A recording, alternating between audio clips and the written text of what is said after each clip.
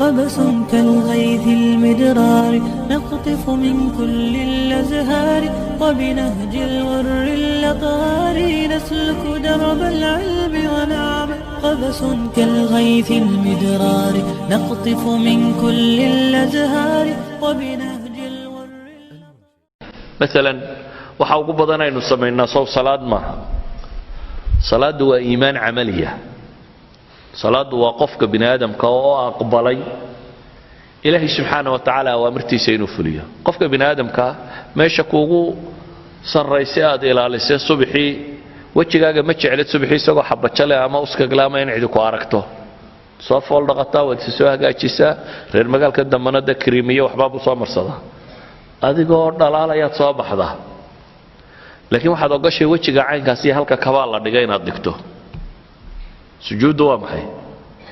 sooma halka caga ku haysay inaad madaxa saartid dad min waxa weeyaan ilaahay waa isu ka dhiibay baad leedahay ilaahu waxaan aqbalay wixii aad fartay inaan yeelo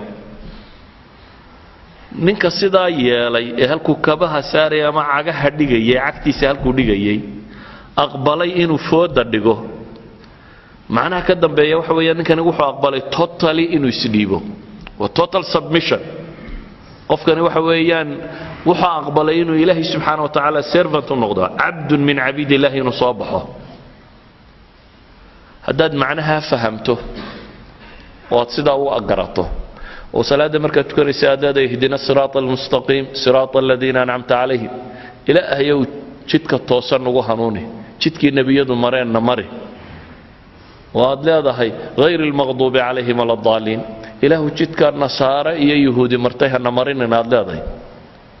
oo haddana marka dibadda u baxdo laga kari waayo jidka yahuudiya nasaara inuu raacna ka war haday minka halkan marka taagnayd maalin kasta 17 ragcadood ba waad akhridaa waajibka hadaan sunnaba tukan